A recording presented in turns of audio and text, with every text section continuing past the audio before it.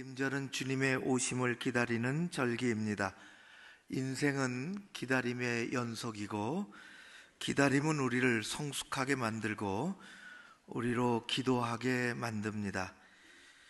당시 하나님께서 약속하신 메시아를 기다리던 사람들이 참 많이 있었습니다. 오늘은 두 번째 시간 기다리는 사람들, 시므온입니다. 시므온에 관한 이야기를 말씀드리려고 합니다. 22절서부터 오늘 본문을 읽었는데 22절은 이렇게 되어 있습니다. 모세 법대로 정결 예식의 날이 참에, 요게 8일이 지난 다음입니다. 8일째 되는 날, 그런 뜻입니다.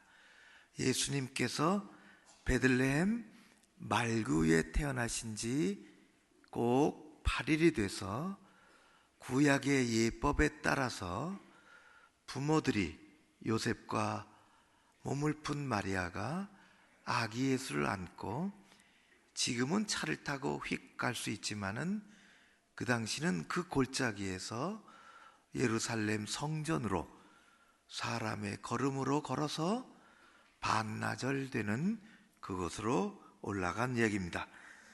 날이 참에 아기를 데리고 예루살렘에 올라가니 그렇게 되어 있습니다. 성전에는 이들과는 전혀 알고 지낸 바가 없었던 한 노인이 있었습니다. 이름이 시므온입니다. 시므온이 어떤 분인가, 어떤 사람인가? 시므온은 여기 요 장면만 등장을 합니다. 예수님이 탄생을 하고 8일째 되던 그때에 시므온이 아주 중요한 역할을 하고 역사에서 사라집니다. 시므온이 어떤 사람인가?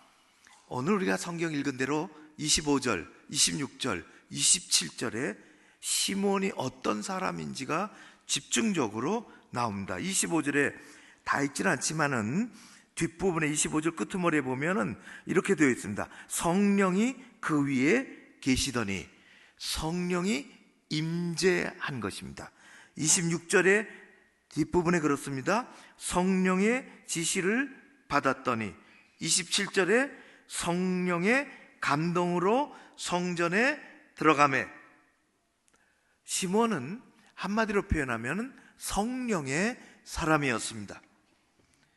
그에게는 언제나 성령의 임재가 있었고 성령의 지시를 받았으며 성령의 감동을 따라 살았던 사람이라는 것을 보여주고 있습니다. 성령의 임재하심, 성령의 지시하심, 성령의 감동하심, 그것은 시므온이 얼마나 의롭고 경건한 사람인지를 보여주고 있으며 25절에 그래서 시므온은 의롭고 경건한 사람이라고 말씀하고 있습니다. 시므온은 비록 나이가 많아 늙었지만은 성령 하나님이 언제나 그와 함께 하셨고, 귀가 어둡고 눈이 침침했을지 모르지만 성령 하나님은 그에게 할 일을 말씀해 주셨고, 그가 나이가 들어 육체적으로 힘이 없고 행동이 조금 느렸을지는 모르지만 성령 하나님은 그를 감동시키셨습니다.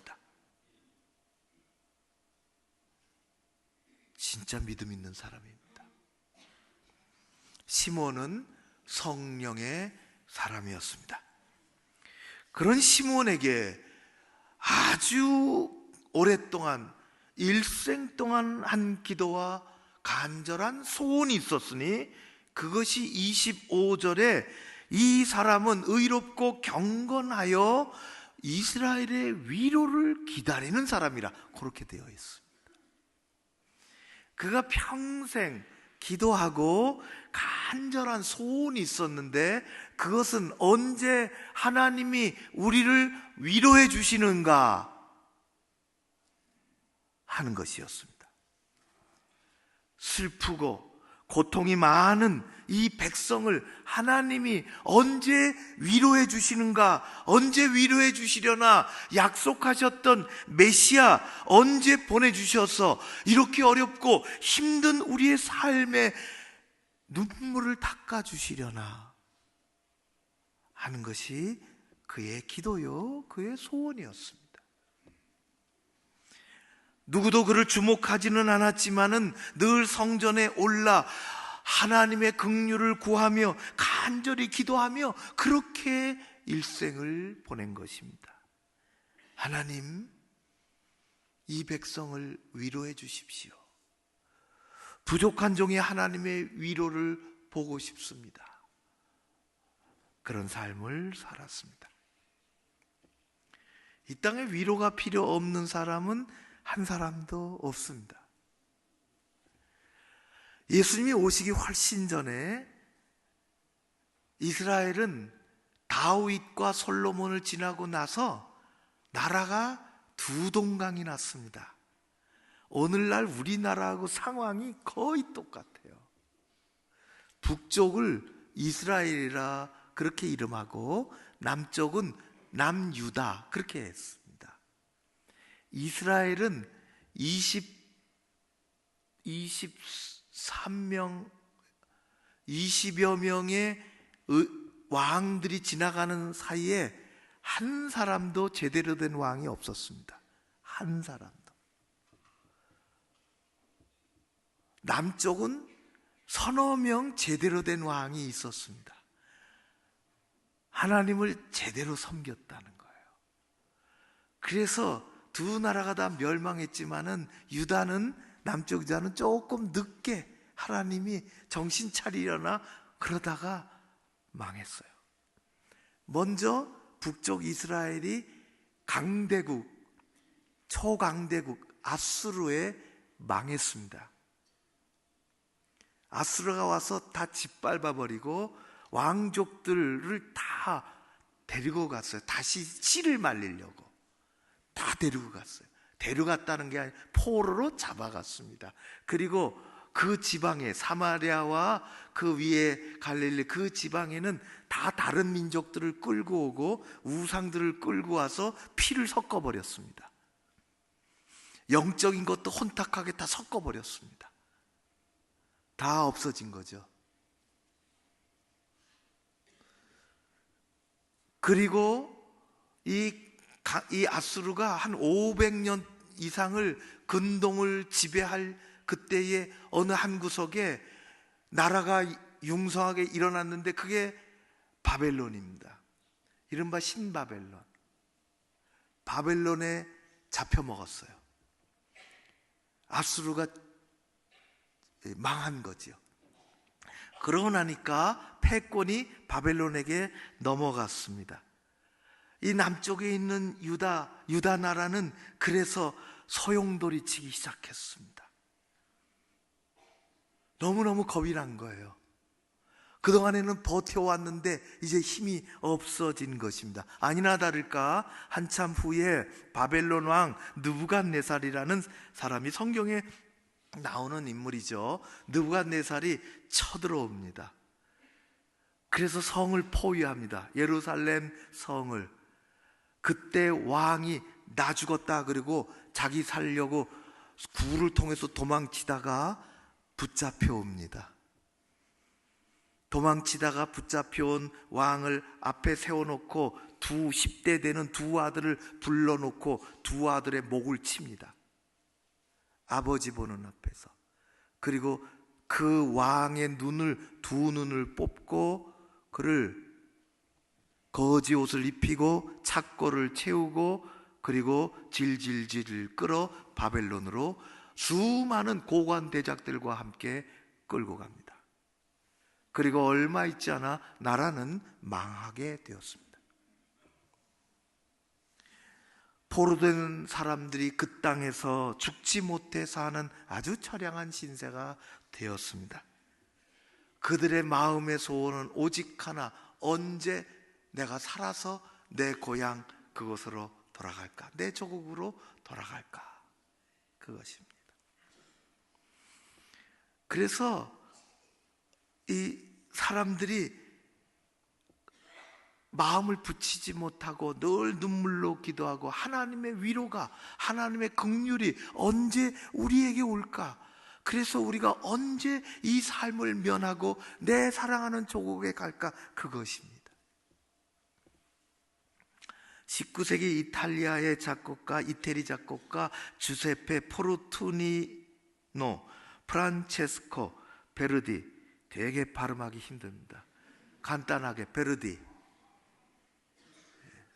오페라의 아버지, 역사상 최고의 작곡가, 오페라 작곡가. 수많은 오페라를 작곡을 했죠.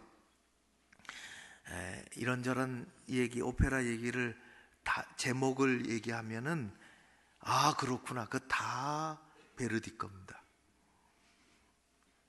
그 베르디의 오페라 중에 나부코라는 오페라가 있습니다. 이름이 참 독특하죠. 나부코는 느부갓네살의 이태리식 이름입니다. 그 당시 왕이었죠. 이스라엘이 망할 때, 포로로 잡아갈 때. 그래서 그로 말미암아 유대 백성들이 많이 잡혀갔고 유프라테스 강에서 그들은 모여 고국을 그리며 하나님 언제나 우리를 위로해 주실까 울먹이며 노래하는 그 장면이 나부코의 제일 유명한 장면입니다. 그 이른바 히브리 노예의 합창이죠. 가라 내 마음이여 금빛 날개를 타고, 그게 원제목입니다. 지친 삶 가운데 나오는 짙은 그리움, 위로받을 것이 없어 강가에 모여 눈물을 흘리며 그쪽을 바라보고 우는 백성들의 노예의 합창.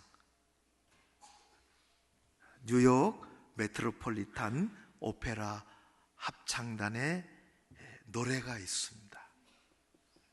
화면을 통해서 한번 히브리 노예들의 합창을 보겠습니다.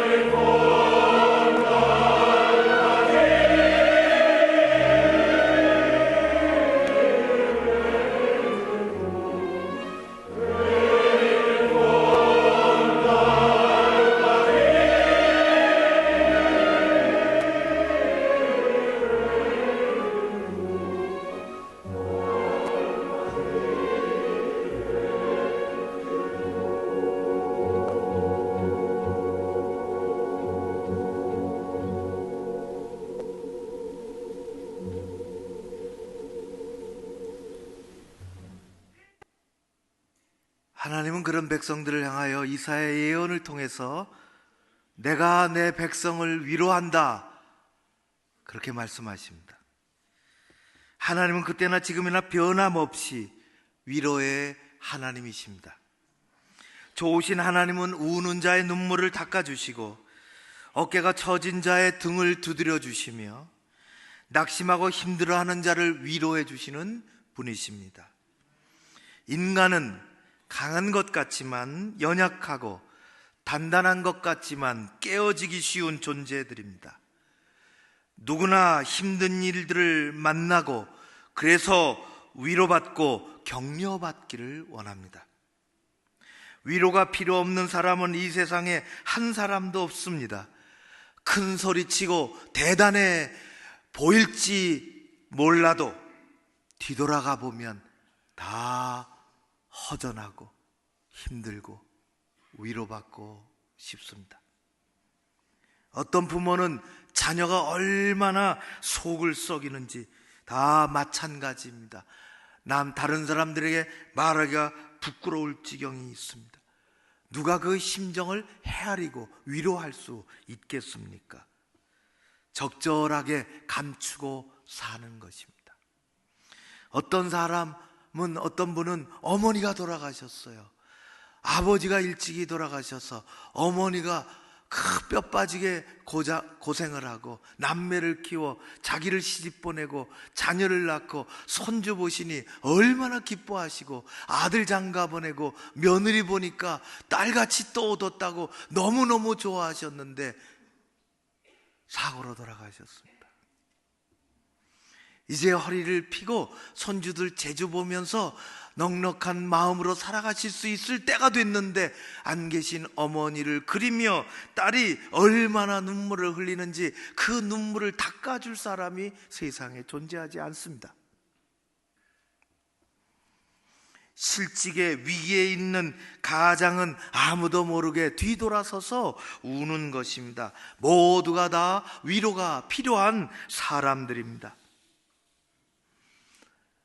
얼마나 힘들었는지 병상에서 손을 잡고 힘드시죠? 그 한마디에 눈물이 쏟아집니다. 이 세상에 사는 사람들 가운데 위로가, 용기가 필요 없는 사람은 하나도 없습니다. 세상에서 가장 불행한 일은 넘어졌을 때 일으켜줄 사람이 없다는 것입니다. 누구나 인생의 길을 걸어가다가 걸려 넘어질 수 있고 힘겨워 쓰러질 수 있습니다. 위로가 필요한 인생들입니다. 굳이 나눌 필요는 없지만은 나누자면은 세상이 주는 위로가 있고 하나님이 주시는 위로가 있습니다. 사람이 주는 위로, 전화 한 통 하고 해주고 너무너무 고맙죠. 그래서 다시 일어설 수 있습니다. 문자 하나 받고 새 힘을 얻을 수 있습니다. 밥 한 끼 먹자, 그래서 밥 한 끼 먹고 기분이 좋아집니다. 필요한 위로입니다. 그러나 세상의 위로, 사람의 위로가 필요 없다는 것은 아닌데 거기까지입니다. 거기까지입니다. 우리에게는 넘어서 하나님의 위로가 필요합니다. 하나님은 우리의 기분 전환을 시켜주시는 분이 아니십니다. 단지 우리의 기분 전환을 위해서 위로하시는 분이 아니십니다. 하나님의 위로를 받는 자, 그 사람은 삶의 변화가 일어나고 삶의 방향이 바뀌고 삶의 의지가 불같이 다시 일어나고 새 힘을 얻는 것입니다. 성령의 사람 시므온은 하나님께서 주실 궁극적인 위로를 평생 기다리며 살았습니다. 성령님께서 시므온에게 말씀해 주셨지요. 나의 종 시므온아, 너는 하나님이 보내신 위로자를 만나기 전에는 죽지 않는다. 그렇게 말씀하셨습니다. 드디어 그날이 온 것이지요. 부모가 아기를 데리고 성전에 올라갔을 때에 그 아기를 보는 순간 그들은 사전에 약속한 바도 없으며 그들은 사전에 처음부터 만나본 적도 없지만은 성령의 거룩한 역사 속에서 부모들은 아기를 시몬에게 넘겼습니다. 두 손으로 아기를 받아 안은 시몬, 그에게는 말로 다 할 수 없는 영감이 몰려왔습니다. 아, 하나님이 위로해 주시는구나. 하나님의 위로가 여기 있구나. 주님, 제게 하나님의 구원을 보게 해주셨습니다. 온 세상에 비치는 빛을 보내주셨습니다. 그가 그렇게 고백을 합니다. 예수 그리스도, 그분은 위로자로 우리 가운데 오셨습니다. 저는 전문가는 아니고 저는 그림을 잘 모르는 사람인데요, 어떻게 하다 보니까 렘브란트의 일생을 조금 알게 됐고 책을 하나 읽고, 그래서 렘브란트를 어떻게 좋아한다기보다 그것도 좀 뭐하고 그냥 자꾸 얘기하게 됩니다. 렘브란트는 참 회한의 삶을 살았습니다. 그의 자기가 그린 초상입니다. 늙을 때 60세가 넘은 얼굴이죠. 63세로 죽는데, 젊었을 때 얼굴 보면은 자기가 그린 젊었을 때 얼굴도 있는데요, 그 얼굴을 보면은 방탕의 얼굴입니다.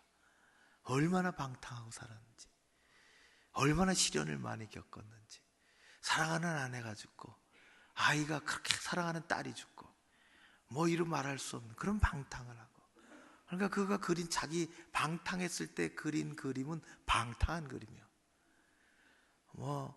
여러분, 막 신앙생활 엉망으로 하고 아무리 독사진 찍고 뽀샵을 해도요, 거기서 거기입니다.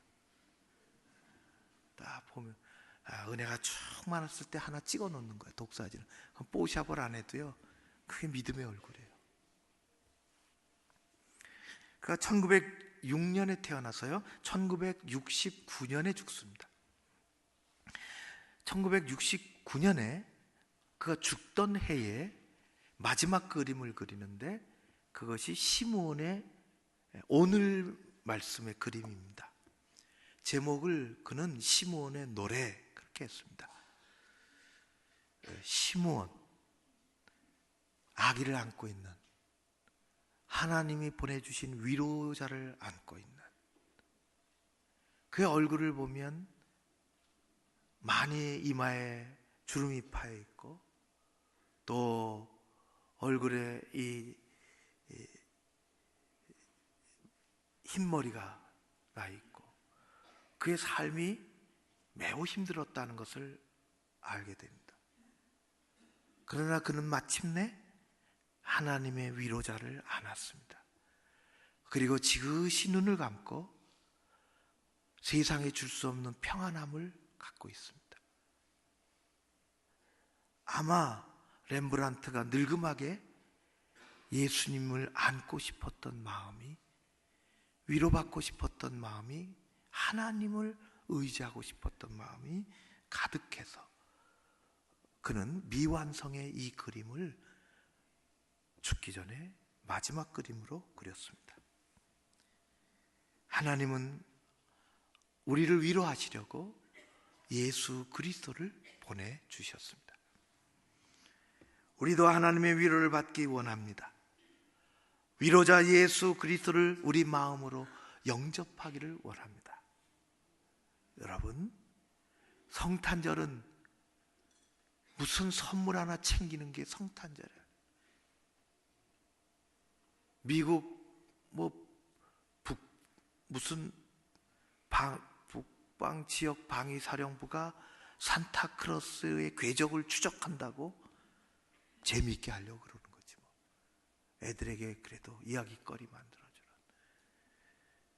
여러분, 우리의 마음속에 예수 그리스도를 다시 영접하는 성탄절이 되시기를 바랍니다. 그분은 위로자로 오셨습니다. 긍휼을 베푸시는 하나님, 우리가 위로받기 위해서는 우리의 연약함을, 우리의 힘든 것을 감추면 안 되는 것입니다. 우리가 부족함을, 우리가 연약함을, 우리가 힘들고 있음을, 힘든 상황 속에 있음을 하나님 앞에 잘 내놔야 됩니다. 세상에 좀 있다 하는 사람들, 뭐 좀 누리고 거기서 거기요. 뭐 가지고 있던들 10끼를 하루에 10끼를 먹겠습니까? 밥그릇에 금가루를 뿌리겠습니까? 여러분, 내 것을 내어줄 때 우리는 예수 그리스도 우리 하나님의 긍휼을 힘입을 그 공간이 다시 생기는 것입니다. 움켜쥐고 살아야 욕심 덩어리로 예수 그리스도 우리 주님께서 우리에게 들어올 공간이 없어요.